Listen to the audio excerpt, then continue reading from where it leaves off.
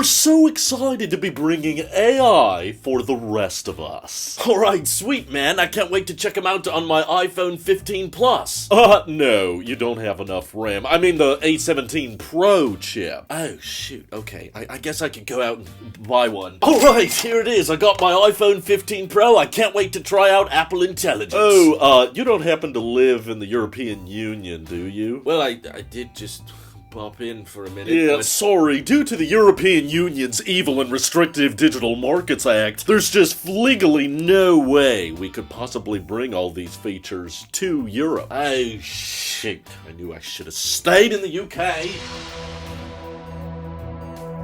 Just when you thought Apple was being way too restrictive by locking Apple Intelligence to only the iPhone 15 Pro, regular 15 just doesn't cut it, they took it a whole step further by saying none of the Apple Intelligence features are going to be coming to the European Union at all, purely because of the Digital Markets Act. Now, a lot of people have been going back and forth, which I think rightfully so. There's a lot of room for speculation here. On one hand, is this literally Apple just saying it doesn't comply with DMA, therefore let's just not bring it to Europe, and it's purely the European Union's fault? Or is this Apple being very, very selective with exactly how Apple Intelligence works? And because they don't want to go through the hard work of designing their large language models to ensure that it qualifies for all of the strict rules under the Digital Markets Act, like making sure that all browsers or music platforms or navigation apps are fair game on any platform, so you're not allowed to really show too much preference baked into the OS towards, say, Apple Music, Apple Maps, that kind of thing. And because these large language models are so generative and kind of unpredictable in those ways, Apple just decided, you know what, genuinely, this is too much work, or we're not going to focus on it right now, and we would like all of our customers in the European Union to get very, very angry with the people deciding for their countries exactly what they do and don't get. Essentially, is this a deliberate move by Apple, or is this an unintentional side effect of the European Union's decision? And of course, like most things, there is probably a mix of the two. Personally, like I mentioned in previous videos, there are a lot of Apple Intelligence features that I think do not require that large of a language model, but Apple is insisting that they do require one in order to get people to buy the latest iPhone, or, once again, get more people upset at the European Union. But there are some features that I do think Apple just genuinely has a hard time figuring out how to make cross-compatible. Like, one of the features that we were really excited for that is sadly not coming to the EU is iPhone screen mirroring, because Apple uses some kind of proprietary secret sauce, Apple sheep locked garden mechanism that allows the iPhone and the Mac to communicate so efficiently and so smoothly, but technically, because it is only compatible with iPhones and Macs, and there's no way to do that screen sharing through an Android phone or a Windows phone, at least in its current form, Apple just straight up said, well, because it doesn't comply with the Digital Markets Act, we're just not going to offer that feature in the European Union. That one I can kind of get behind, Apple having a hard time finding a way to just, I don't know, make a super simple, super integrated way for you to do screen sharing on a Windows PC, or of course, put your Android screen directly on your Mac. They can't build all of that into macOS Sonoma because, of course, they don't have control over Android, and maybe they just don't feel like they have the time or resources or energy to develop a dedicated iPhone screen mirroring app for Android, which is probably the only way they could have gotten it to work, and that just sounds like a little bit too un-Apple for them. You know, Apple likes everything to just work seamlessly, and they probably don't like the idea of, well, it does work on Android, you just have to go on the Play Store, download this app, sign into your Apple ID, and then open it up, and then go through the connection process. No, of course, just like continuity camera, Apple wants it to just work. You know, your iPhone just shows up as a webcam option. So I guess the question really does stem down to, is Apple going to try to comply with the Digital Markets Act, or are they just kind of testing the waters a little bit? If I were to guess, my prediction is that they will not spend that much software resources on trying to bring Apple Intelligence features to the EU, because they would rather people just be mad at the European Union, because anytime someone asks, hey Apple, when are you going to bring these features to the EU, they get to just say, sorry, those features don't comply with the Digital Markets Act. It basically pushes all the blame towards them, who of course, they've been very strict on Apple on lots of things, not just the App Store, but also, you know, replaceable batteries, and I credit them for kind of moving Apple towards USB-C. So because Apple is trying to find any way they can to push push back against the European Union, they kind of will probably change a lot of public narrative by just straight up leaving out features, and who knows what Apple's actually thinking internally, but I wouldn't be surprised if there's a few of them just saying, you know what, it's gonna take too much time to develop Android alternatives for all of the features we're baking in between iOS and Mac. That's gonna take too much time, and we're gonna prioritize other things, like our own hardware, and if that results in all of the people in the EU getting mad at the EU, we're okay with that, because then maybe the citizens will vote a little bit differently, or they'll get a lot more public backlash for making more strict lockdown acts like the Digital Markets Act. So I've got to admit, it's not like the most fun thing in the world to be talking about Apple and laws and regulations. This is not really my cup of tea, but it is kind of